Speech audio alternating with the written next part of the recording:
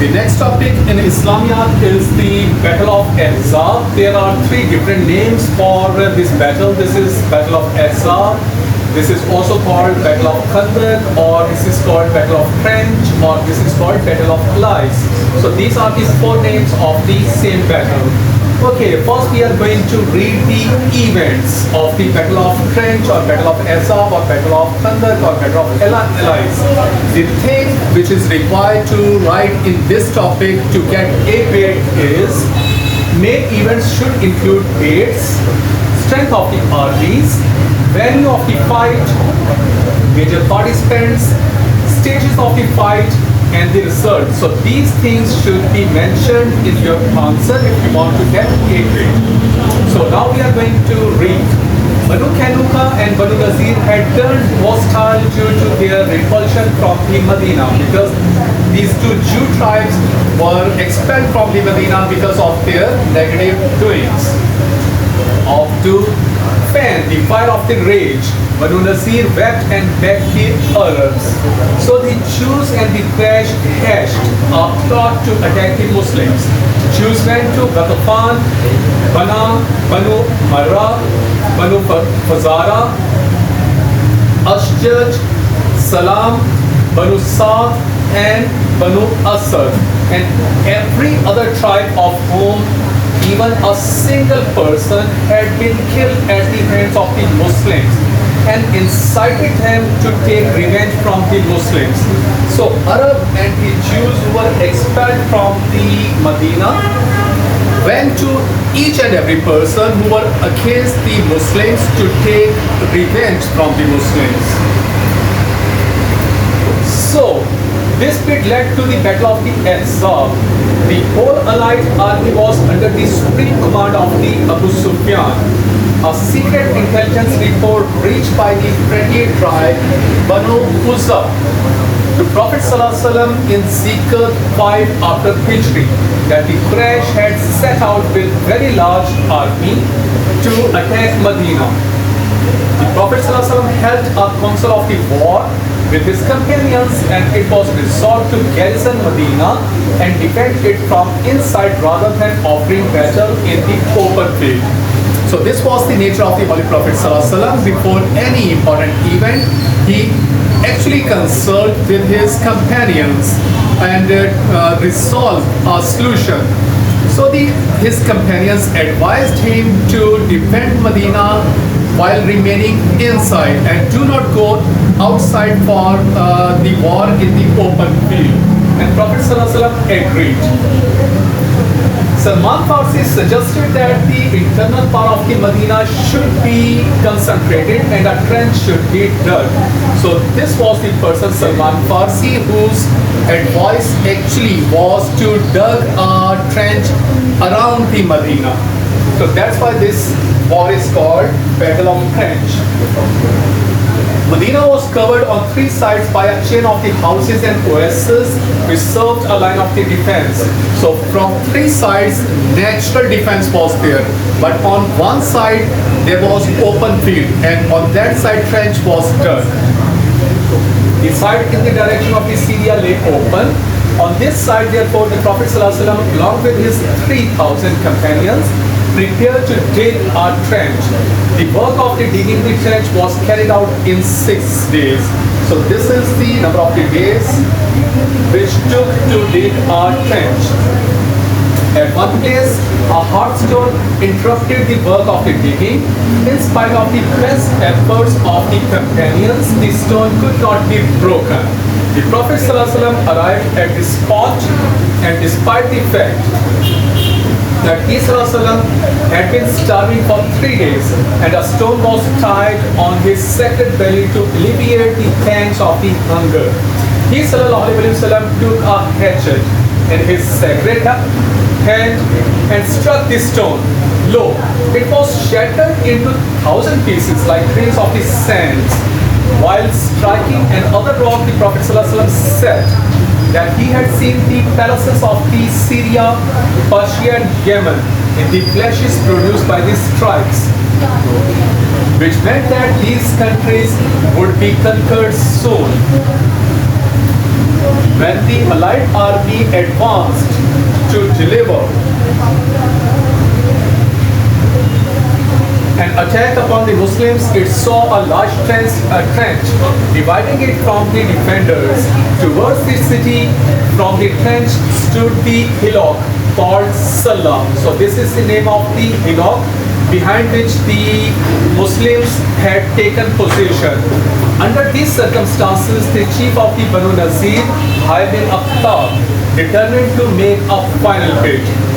His plan was to induce the Jewish tribe of Banu Qurayza, a neutral tribe still resident in Medina. So this was another tribe of the Jews who was still living in the Medina, and two Jewish tribes were outside the Medina.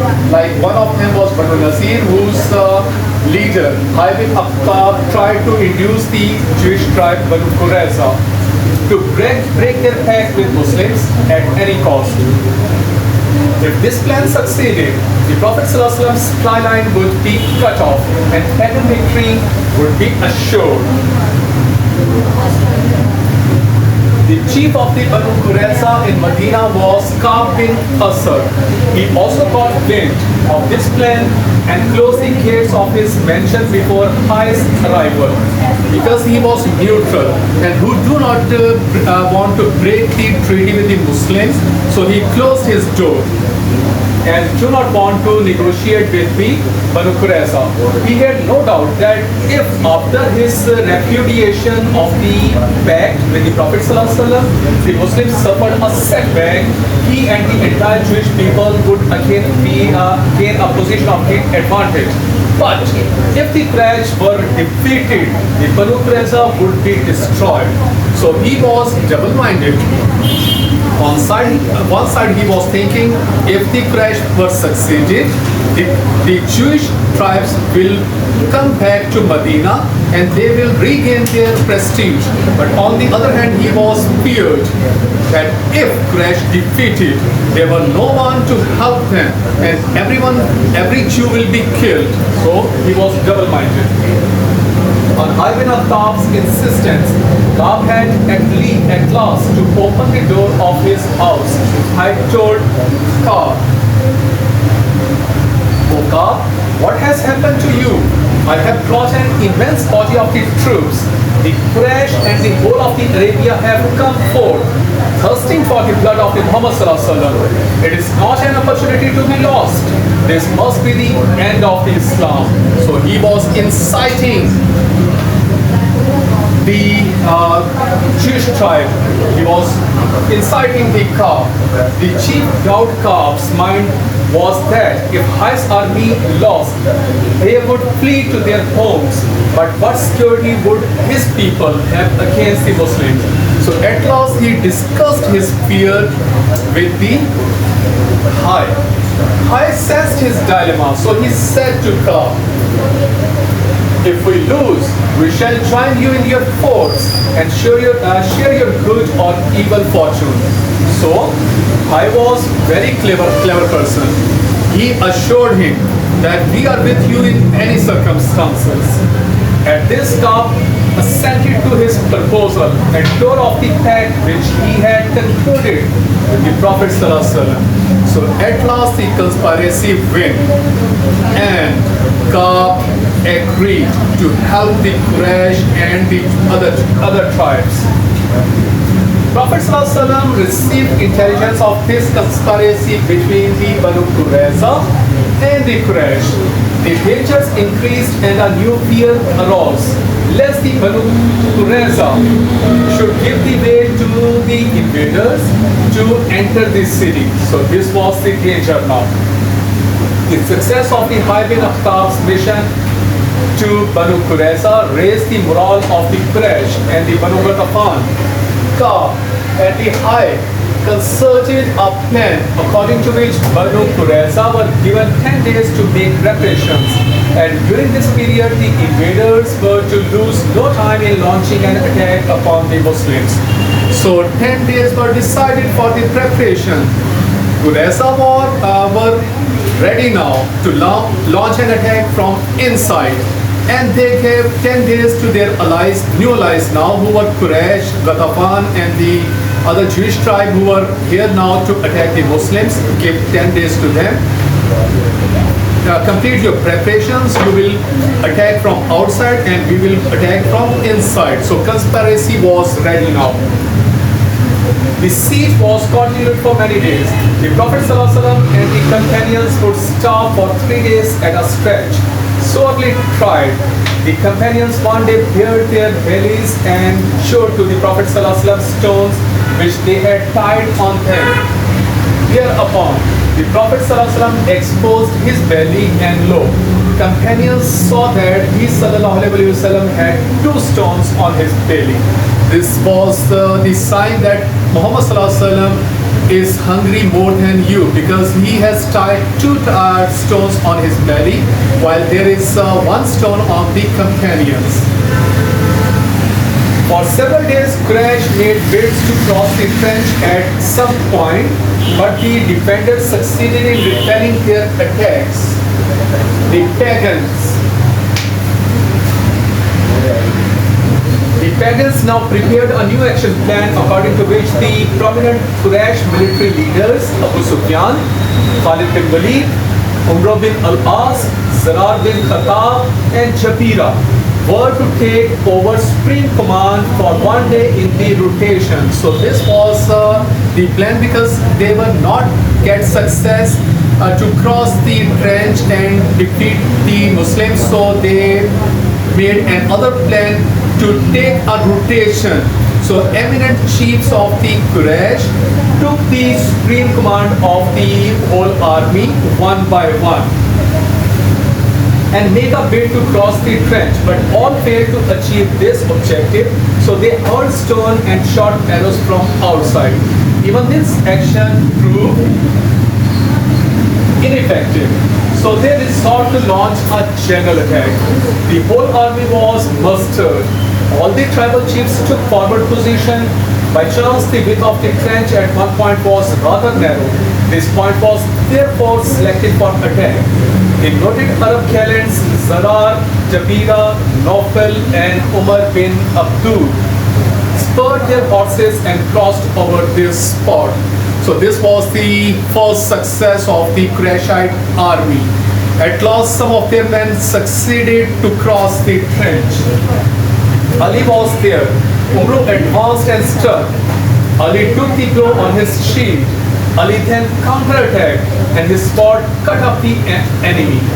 After Umar, Zarar and Jabira came forward to attack but retreated before Ali's onslaught. Nawfal advanced from the ranks of the invaders to cross the trench. So there was another invader who took courage to cross the trench, but the spur he gave to his horse decreed death for both of them. The rider and the horse both fell headlong into the trench. Abu Sufyan offered a deal of 100 camels to recover Nawfal's corpse, but Prophet ﷺ rejected the offer, saying, "The deal of a dirty sinner is unacceptable." This day of the attack was so hard. The Prophet ﷺ missed his prayer because it was impossible to leave the coast due to constant rain of the arrows and the stones. The women and the children of the Muslims were garrisoned in a fort which was near the quarter of the Banu Qurayza. Seeing that the entire manpower was at the front with the Prophet ﷺ, the Jews made an assault on this castle.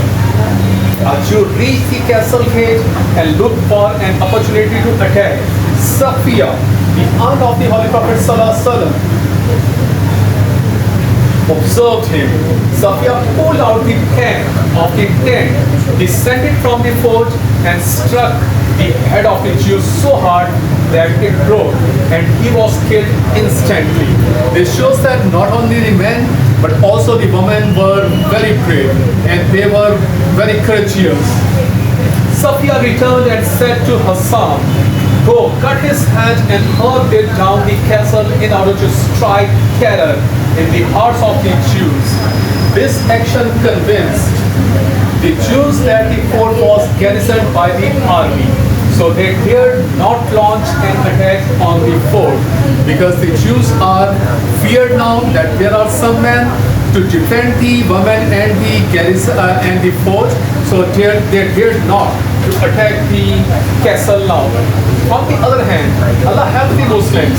How strange and what a proof of the rational and the moral truth of the Islamic movement that in this moment of the gloom, a chief of the Banu Ghatafan, whose name was Naim ibn Masud, came on a secret visit to Prophet ﷺ at night and submitted.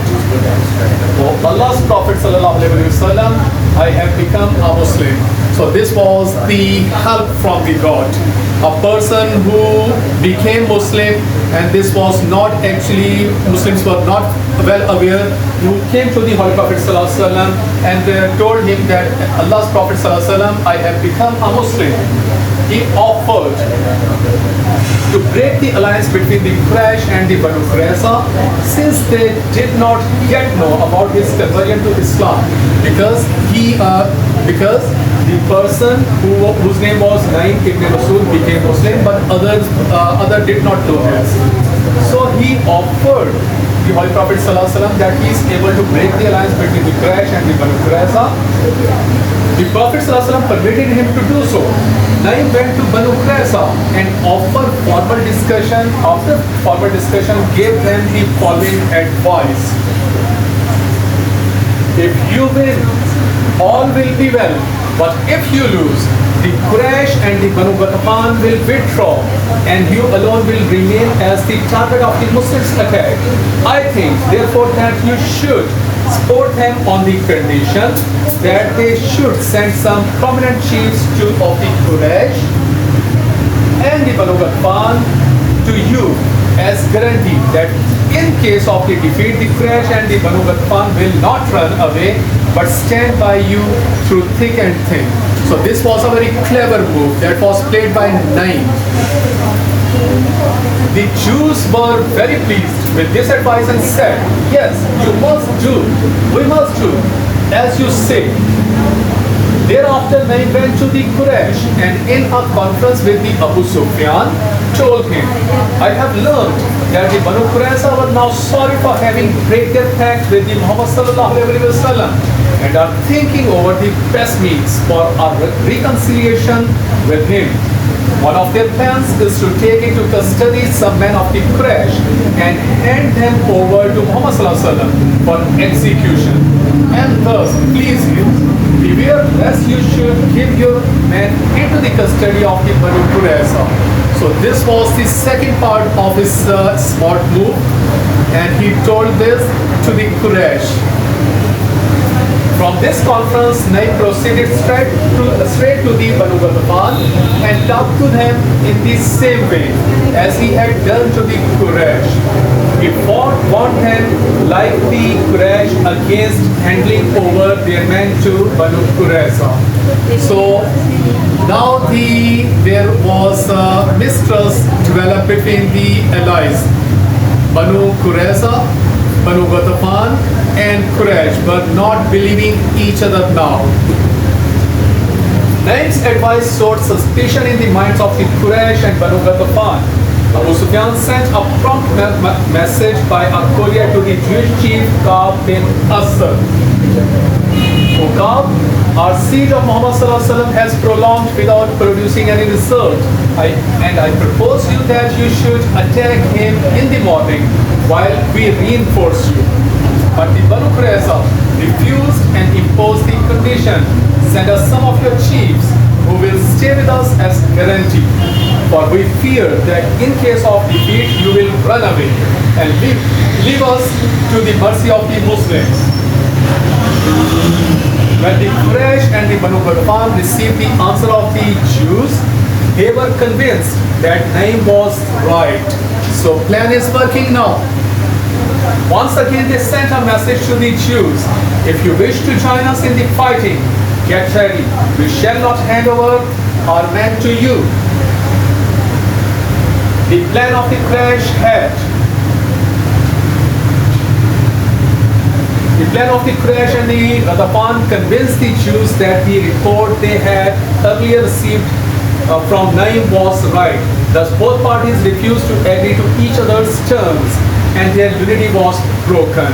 This move brought about a sudden change in this situation. The dissension among them made the enemies of Islam realize the burden of the siege in a greater degree. It was nearly a month since they had left their homes. Businesses had been lost, enormous expense had been incurred, and all this had produced no result. The problem of supply for such a larger number of the troops and animals assumed serious proportions. A large supply convoy of the Quraysh had been intercepted and captured by the Muslim contingent. The weather too became unfavorable. It grew unbearably cold. The same night a ferocious windstorm and torrential rain enveloped the pagans. There was terrible thunder of the clouds and a blaze of the lightning. The tents of the pagans were uprooted and vanished in the morning. Fear and dismay prevailed everywhere. So terror-stricken and confused were the pagans that they could not carry their complete baggage. Even while escaping, the fierce wind prevented their feet from taking firm hold on the ground. In this melee, the Quraysh were ahead of everybody. On the other side, with the break of the dawn in the Medina, the Prophet ﷺ observed the enemy post vacant. On return to the city, Muslims offered thanks to Almighty for ridding them of this menace. This aid from the unseen was the favor of the Allah, who says in the Holy Quran, and Allah repulsed the disbelievers in their wrath. They gained no good. Allah averted their attack from the believers. Commenting on the fight of the Quraysh, the Prophet flight of the Quraysh, the Prophet said, these pagans will never be able to attack us now. We shall attack the offensive. We shall take the offensive against them now. In this battle, the Muslims army sustained a very small number of the casualties. Now we are going to read some effects of the Battle of the Trench. This is another important question which frequently come in the paper. So the effects of the Battle of the Trench. It became clear that wars cannot be won by majority. So this is the first effect. All the people of the Medina recognized the Holy Prophet ﷺ as their absolute leader. So this was another effect. After the battle, the Holy Prophet ﷺ led 17 expeditions against the Bedouin tribes who had made agreements with the Quraysh. So this was another effect because now the Muslims were the ultimate power in the vicinity because no one dared to challenge them now. So Prophet ﷺ led 17 expeditions who had made agreements with the Quraysh. The battle was a great blow to the prestige and influence amongst the Arab tribes of the Quraysh. So Quraysh were disregarded now. Their prestige lost.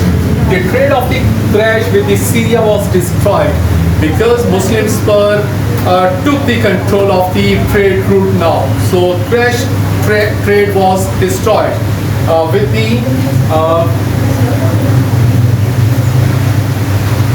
With the Syria now, the Holy Prophet ﷺ took action against the Banu Qurayza. The Holy Prophet ﷺ was informed by Allah that the enemy would not attack again. It became clear that if the Muslims would remain firm on the faith, nobody could harm them. So these are the some effects. So this was the topic. Make your notes.